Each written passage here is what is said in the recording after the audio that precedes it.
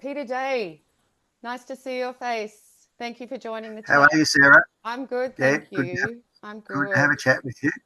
Yeah, yours is a really intense story, and I know it predates the fires of 2020, but largely it's about that. Most people know who you are, but for those who may not, if you just want to give a brief intro of you and how you got going in this sector, and then we'll take it from there. Yeah, well, I'm Peter Day. I run Badger Ridge Creek Wildlife Sanctuary. We started the sanctuary in 2015. We decided that we needed to help the wildlife. We have a property here that's 80 acres that is surrounded by state forest and national park. There are no farms.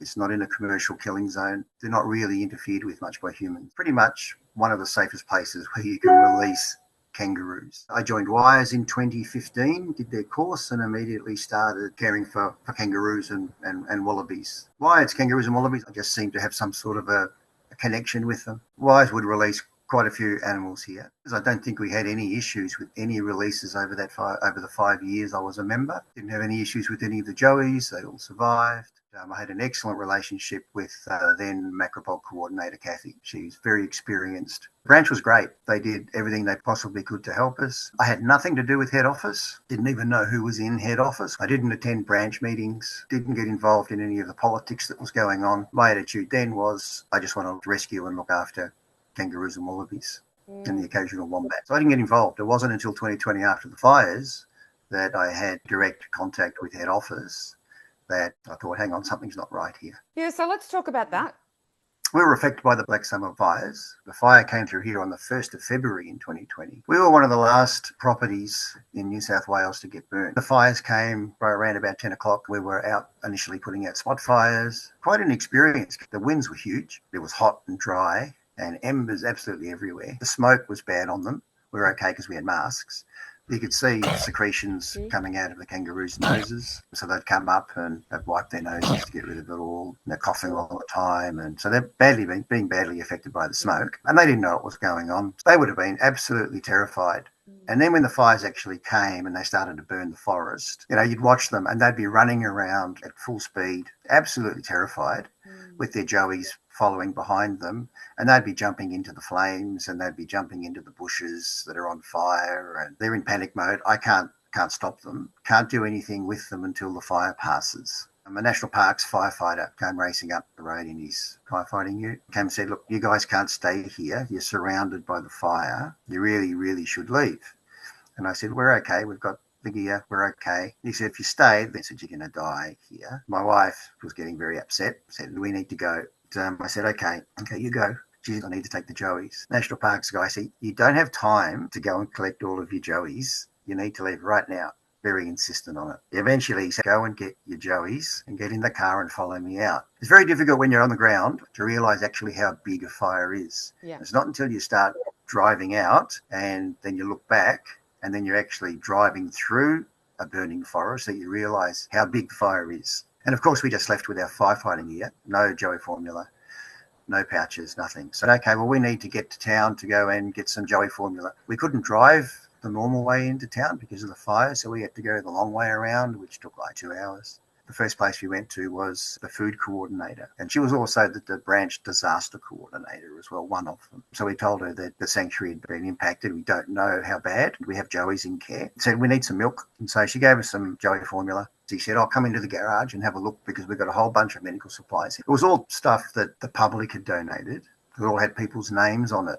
Half a tube of Flamazine, for instance, with someone's name on it, that had expired. There wasn't a lot there that you could use, like vet wrap, no soft band. So we went back into town and just went to the local price line and stocked up on soft band and vet wrap and all sorts of bandages and things. But the dilemma was that we had nowhere to stay. So a branch member reached out. She said, look, come and stay with us. So I said, okay. We stayed there for 2 days. And then we left early Monday morning to go back to the sanctuary. I forgot to mention one joey was still left in the house because we couldn't find him. We drove up the driveway. The house was still standing. Looked for the joey and we found him. He was okay. But we were worried about all the animals that we saw, running into the fires. Probably within an hour or so of arriving home, we started to do black walks. It didn't take long to find some survivors. So I found 2 of my hand-raised girls. They'll probably be 3-year-olds at that stage. They had badly burnt feet. So I grabbed them, brought them inside, triaged them, and then continued looking for more animals. We had another 3 actually came back to the house. Some of them had just mild burns. So we brought them inside the house. There were local wallabies, one swampy and one redneck, that had really bad smoke inhalation. So I was able to pick them up, bring them back in the house, and then just continued for the rest of the day and the next 2 or 3 days just doing black walks. Not a lot survived. You would find white bones, like a white skull or a white claw or a white foot. The fire was so intense it just bleaches everything. Or you might find a pile of white, looks like flour, but it was an animal. I found a wombat that got caught in a fence, twisted, horrible expression on their face. Some of the feral animals, cats, you would see them laying there on the ground, burnt. But my hand-raised ones, and there were a dozen of them, perished, never ever found their bones. You might find a jaw of a kangaroo that might be of the same size, because the fire was just so intense. Mm. To my surprise, on the 6th of February, a Department of Primary Industries ute drives up the driveway. A guy gets out of the car and he introduces himself as a veterinarian, and he asks me if I have any livestock on the property. I explained that we were a wildlife sanctuary and that we didn't have any livestock, but we had a number of burnt wildlife, and I asked him if he wouldn't mind having a look at them for me. He said no and got in his car and drove away. I was shocked. It was really important that we get some assistance. I was really lucky to have a soft tissue specialist who had been helping me with the animals for a year or so before the fires. What an asset to have. If anybody knows about burns, he does. Exactly what you needed at the time, yeah. He was absolutely fantastic. We had internet, we had electricity, we had phones because we're off grid, had video conferences with him, send him images, saving these animals' lives. The disaster coordinators knew the sanctuary had been destroyed. I'm not angry with them because they did what they could with the resources that they had. But head office is a totally different situation. I never had a phone number to call head office, so we weren't provided with, I don't know if anyone else in the branch was, with a phone number to call the disaster response people at head office in Sydney. There's no phone number. If there was, I didn't know about it. So the only way I could contact head office was to ring the wildlife hotline. You can imagine how busy that would be. The one So that I the would be public on ring. one the public rings. And so I would wait 40 minutes. I can't afford 40 minutes. At that stage, I probably had over a dozen animals in care. And I had to continue to do black walks to look for more survivors. I don't know how many times I rang them. I just gave up. And when I did get through to people, they didn't know what to do. I assume they would have passed my details on to whoever was the disaster coordinator at head office. Did they have one? I believe they did. I think nearly every time I rang, they weren't available. Helpful? Not. I have one record of them calling me back and leaving a message. The fires occurred on the 1st of February. The first contact I had with head office, and these are the emails with that person, 14th of February. Nearly 2 weeks later. 2 weeks later. I know people in wildlife rescue, good network of support people that I could rely upon. So I started to reach out to them, and a lot of them would ring me anyway and say, "Are you okay? What's happening? You guys all right?" No one from head office rang to see if we were okay. That is unbelievable. I was really fortunate to have that network outside of wires. Other people that helped me was a committee member from the New South Wales Wildlife Council. She found out what was going on and she rang me. She said, what can we do? I said, well, look, I need a vet here. And there's lots and lots of animals out in the forest that need to be darted and brought in. I brought in the ones that I can find that I can actually physically pick up myself or chase for a little while, but we need a data. She said, okay, I'll see what I can organise for you. And that was around the 6th or 7th of February. So we'd been on our own for a week. She rang me back and said, we'll have a disaster team there tomorrow to help you. You don't need to worry. They'll bring absolutely everything. They'll set up a clinic, bring vets, bring drugs, nurses, whatever you need. They will have it all. So the next day, these guys show up. So the organisation is Huha, New Zealand, which is basically run by one lady. She's a very, very experienced vet nurse.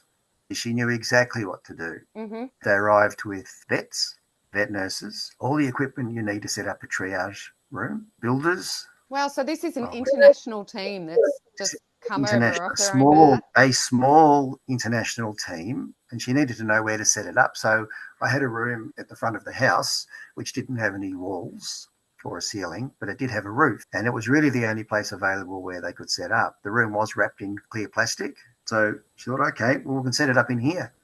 Caroline was assisting as a vet nurse, and I was assisting, and I think they had one other vet nurse there. Went out and continued to rescue, and we brought in a lot more animals. Everything was going really well. I had made contact with an ABC News reporter. So he arrived on the 8th as well. So he was there pretty much the entire time. Hoo-Ha were there, and for partially when Wires were there. So he was recording things and watching what was going on. They had two really good branch members who braved the trip to come up and give us supplies, and that's Jan White and Karen Hopkins. Oh, yeah, they're amazing humans, those two. Those two were great support from the branch. They loaded the car up full of medical supplies. Those two are absolutely fantastic. I think it was around the 14th when head office started to talk to me, because Hoo-Ha couldn't stay there. I mean, they're a very, very small organisation with limited funds. COVID was coming. If the airport's closed, they can't get home. So somebody needed to take over. They contacted me and said, look, we have a team that will be coming to your sanctuary on a particular day. Here's the guy's phone number. You can talk to him directly. He's organising it all.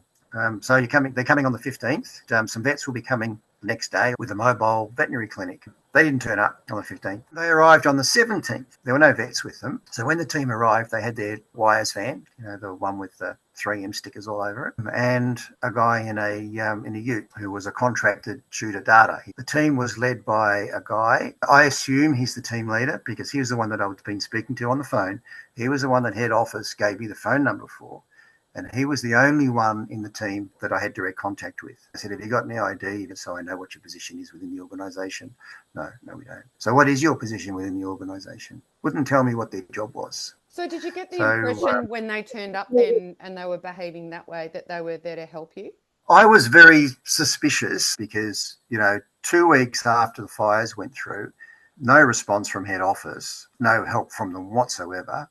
I reckon I would have had an attitude of, yeah, okay, you're a bit late to the party, mate. Fair enough, given the amount of stress that you'd endured for those 2 weeks. Yeah, it's a pretty stressful time. But also exhausted. 12 animals and you're up all night, tired because we didn't get any sleep. The vets were only there for a few hours and then they would leave. So it was up to me and Mimi. And so we were up most of the night.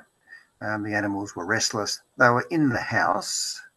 And we have a tiny little cottage with one bedroom and a lounge room and a kitchen. And so they were all in the lounge room. So they'd be trying to stand up and tossing and turning. We don't get much sleep. And then you'd be up early in the morning because you'd have to give them their meds, feed them, clean up all the mess, stuff. And we also had 5 joeys to look after as well. So they all needed to be fed, some of them 3 times a day.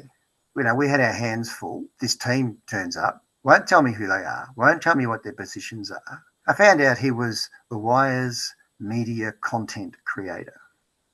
Why did they send him? Of what use would he have been in that situation?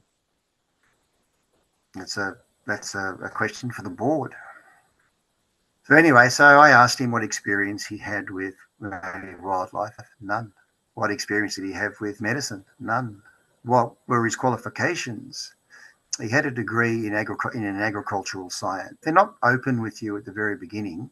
Yeah, what's going to get you back up immediately? Well, I'll give them an opportunity. They need to continue to treat the animals. The vet nurse that they brought didn't have any identification either. I asked her what experience she had with native wildlife. She had experience with native wildlife, but not Australian native wildlife. No experience with macropods, and everyone I was treating was a macropod. The other person that was involved in the team was a contracted shooter data. The guy's an ex-RSPCA inspector, started a business, and one of the services the business provides is vertebrate pest control. Interpret that as you like. That was the team that arrived on the first day, just those 3 people. So no vet with that team? No vets. And the interesting thing is, there was supposed to be a handover of the animals. So the vet that was there, she'd prepared a whole bunch of documents, the handover notes, and she gave them to me before she left. So it's interesting that a vet is doing a handover to either a media content creator, a vet nurse, or a contracted shooter. Unbelievable.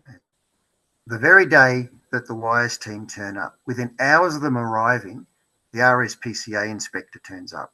He said, I'm here on an anonymous complaint that you are treating wildlife without veterinary supervision. Then he pulled out his phone and showed me a photo of one of my animals' feet. Now, I only provided that photo to 3 people, the specialist soft tissue vet, the vet that was actually treating them, and Why, as a vet nurse, I gave her photos of the wounds so she could keep them for her records. I think she might have even asked for them. So anyway, the vet that was treating the animals, she heard it because I was with the animals when the inspector came up. She said, "What are you talking about? I'm a vet." And he goes, "Oh," this look on his face. "Oh, oh." So he left. Actually, Peter, to me, that people can put in a complaint to the RSPCA and get no response, or it takes weeks for them to act on a complaint. And yet, Wires put in a call to the RSPCA and the response is pretty much instant. But I don't know that it's Wires because they wouldn't tell me who the anonymous tip-off came from. The very next day, the team turns up again in the morning, and this time they're accompanied by vets. I thought that Wires were going to provide some vets, but they didn't. It was actually the Animal Welfare League that provided the vets, and they provided a mobile clinic. And the Animal Welfare League, I don't know what they were thinking. Their mobile clinic is a semi-trailer, a double B semi-trailer. It had been raining for 3 weeks. I live on a dirt road. I live in the mountains, a kilometre above sea level. What do you think the road's going to be like? I couldn't turn the truck to get into the driveway because the road's too narrow. Mm. So they had to park the truck at the side of the road, blocking half the road.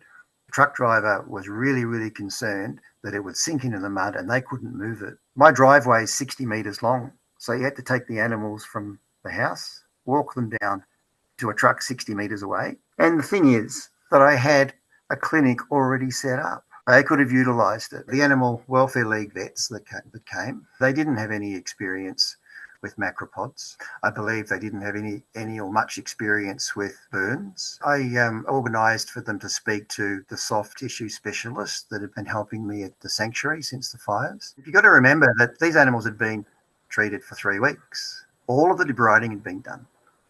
The infection was all under control. The wounds were all healing. What do you need to do to keep them recovering? Dressing changes and keep up the antibiotics. It wasn't necessary to have 2 vets. For the last week, we'd only had 1 vet, and all she was doing was dressing changes. So the first girl, Evie, she would have been 15 kilos. She had both feet burnt. I've got outpatient sheets. It just says looking very painful, depressed, 300 ml of fluid, pain relief, antibiotics, bandage change tomorrow. Nobody needed any more debriding.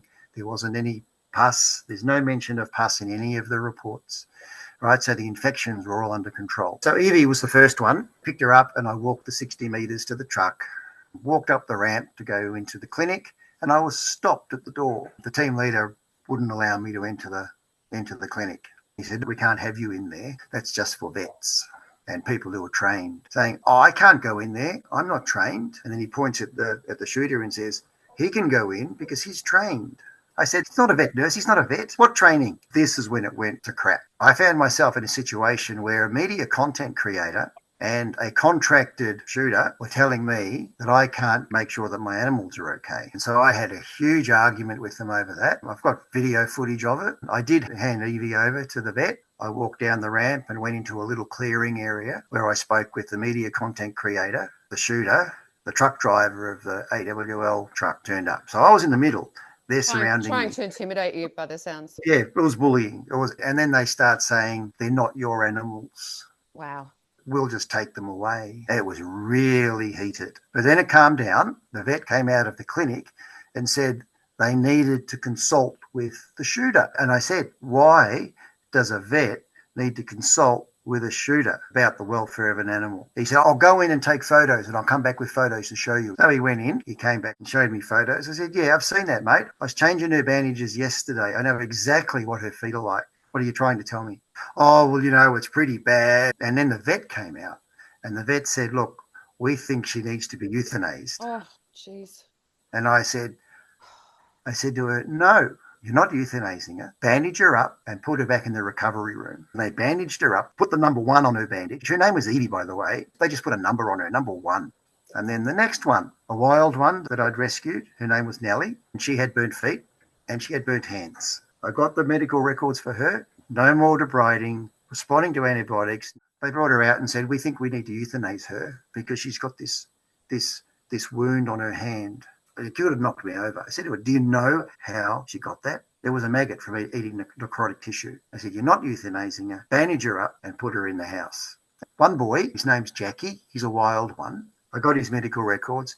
He was lightly burned, but he just needed a bandage change. I sedated him, carried him to the truck, and he went in. And then I went back to the house to check on the other ones to see how they were recovering, because they were given no fluid. They were given no pain relief. They were just placed in the recovery room and said, oh, there you go, Peter, you look after him. So I was at the house, and then the vet comes up and says, oh, I'm sorry, Jackie's died on the operating table. We tried to resuscitate him, but he died. I was at the truck pretty much every single time for all of the animals except this one.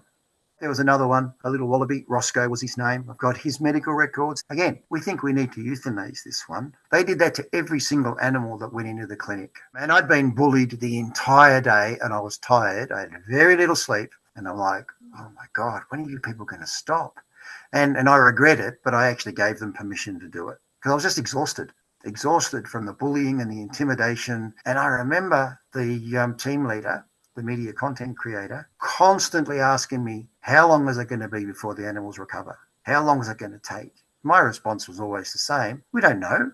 No, the vets don't know. They recover when they recover. It could be weeks, months. But I kept getting asked the same question by him constantly. When? I also remember the team leader would say to me, going to be part of something really big. And what I drew from that was, just let us do what we want to do and be part of something really big. That's the impression I got. Said before they left, they said, look, we're not sure if we will be back tomorrow because the weather's really bad and we really can't afford to get this truck bulked.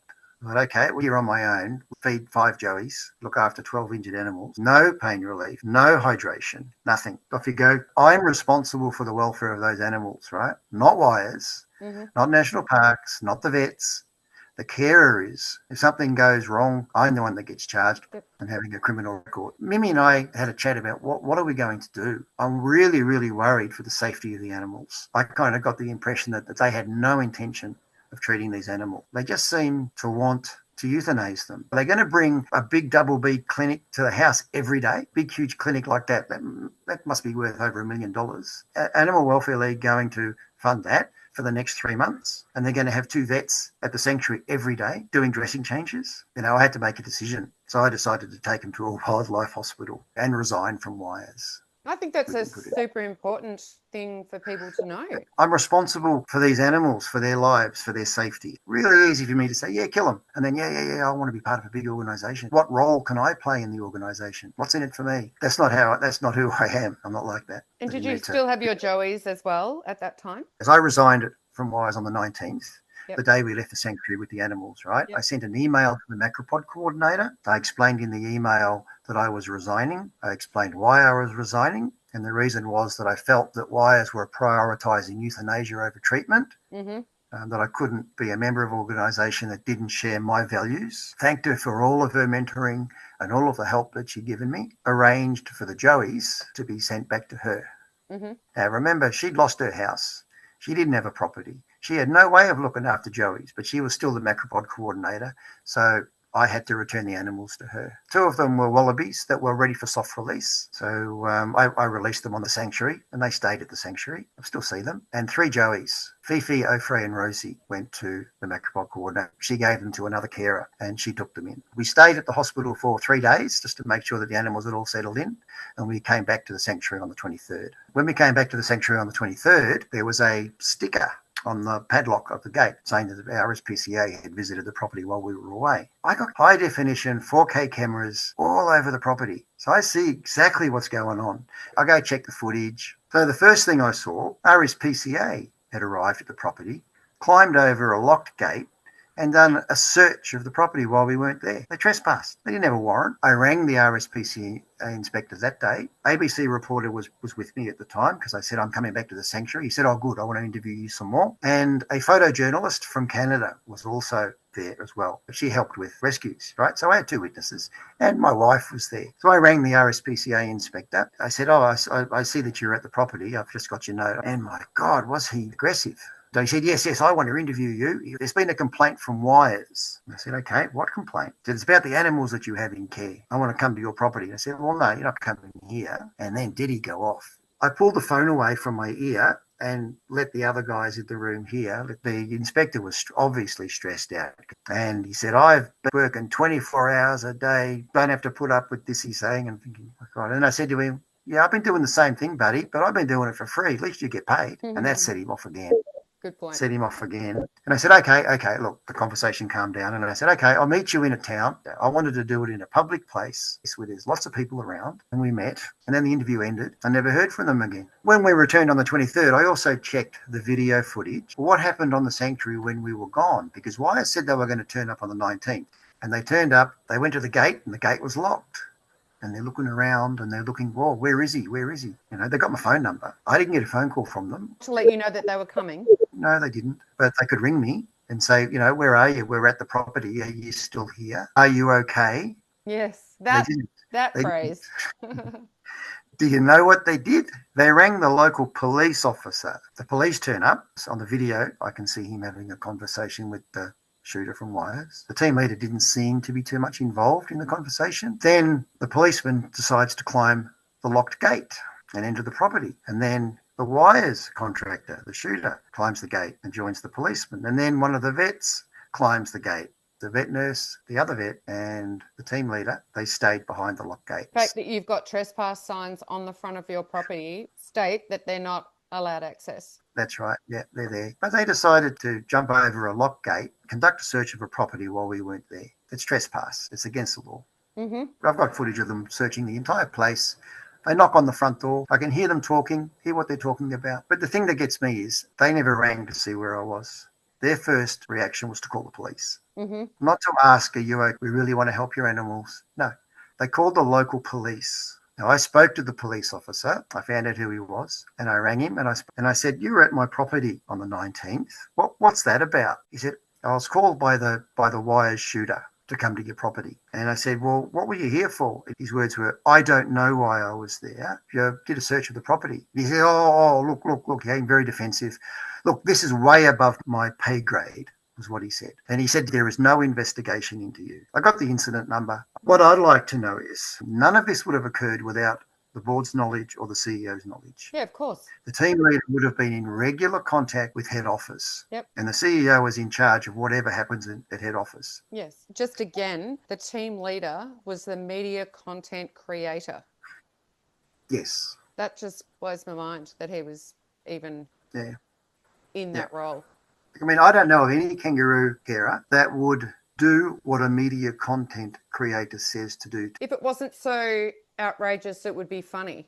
An ABC reporter was here the entire time. He told me, team leader told him that whatever investigation or report that he was doing for the ABC will never see the light of day. It'll be shut down. That's what he told the reporter. And the reporter told me, and he said, he's really got my back up now. So he said, I'm going to make sure this gets told. The ABC piece was in post-production. Obviously, Wires knew that there was going to be a national release of what happened at my place. The 10th of March, I received an email from lawyers representing Wires saying that if I didn't stop talking to the media, they would sue me for defamation. But on what basis were they claiming defamation? That I stopped speaking to the ABC News. I then get a phone call from ABC News. He said, I've just been contacted by ABC Legal in Sydney. They've also received a letter from the same lawyers threatening that if they hear the story, that ABC News will be sued. So I had a conversation with the reporter about it. He said, look, the news team, and this is the national news team, I mean, they deal with defamation threats all of the time. They're happy to air your story as we want to do it, but they're very concerned that it's going to cost you so much money that you'll be bankrupted before it even gets to trial. And then I sought legal advice myself, and the lawyer said, even if what you're saying is true, you don't have the money to fight this in court, which could drag on for years. Just been through the fires, and I'm going to go through 3 years of defamation. No. So I had a long talk with the reporter from the ABC, ended up cutting out a whole bunch of stuff. And then they sent it to me and said, this is what we think we should present, and let the public draw their conclusion from what happened. Probably the safest thing to do. Yeah, but what a shame that they didn't reveal the truth, really. Wise has $100 million sitting in the bank at that stage. I didn't. Yes. And, and senior counsel, $600 to $1,000 an hour. This gets back to the board. and the management of wires. The fires started in September of 2019. Wires head office 7 or 8 months to prepare for the disaster that happened at my place. Now, Yes. there are lots and lots of sanctuaries that were destroyed. Carers were put in very, very difficult situation. Where was head office?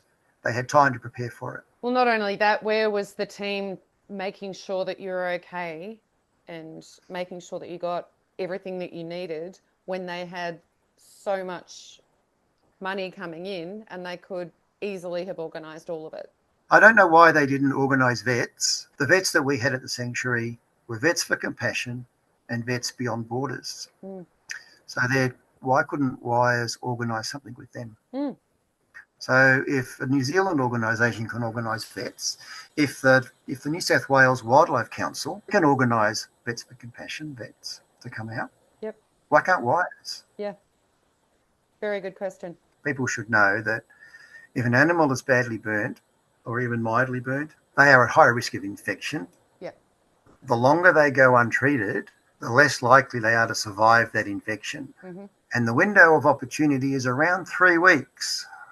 You can read into that what you like. I've actually got an email from one of the disaster coordinators from the Wires branch. I was actually CC'd in to emails between the branch and the incident response coordinator. The CEO was CC'd into it, and I was CC'd into it. And these emails are quite eye-opening. Branch disaster coordinator says that we can't wait 4 weeks to help Peter Day. He needs help now. This is Yes. what she was telling head office. Yes. They would have known what was going on. I don't know what current board members were board members back in 2020. What happened at my place, they oversaw it. Board is responsible for it, and the CEO can't say, oh, I didn't know about it. Well, you're the CEO. You're supposed to know what happens within Mm. the organisation. And the fact that she was CC'd in on emails too to keep her informed. Yeah, Yeah. yeah. So, how are you doing now? Now it's fine. I have a voice, even though my voice on social media constantly gets removed, Stifled. like just like yours. Oh, yeah. Yep. It's incredible. Yeah, they can threaten us with defamation. They can threaten us to call the police. They can threaten to report us to the anti-terrorist squad of New South Wales if that's what they want. I know. I thought that was Can't pretty believe, amusing, actually. can't Really? believe they Really? would even think about that. Yeah. The fixated persons unit was set It's up to catch terrorists that ASIO can't get. the Yeah, machine that yeah. we're up against. We're determined to keep people informed, to keep this honest. Really, the truth needs to be told, and if we don't do what we do, then everyone will just be steamrolled. That's the reality.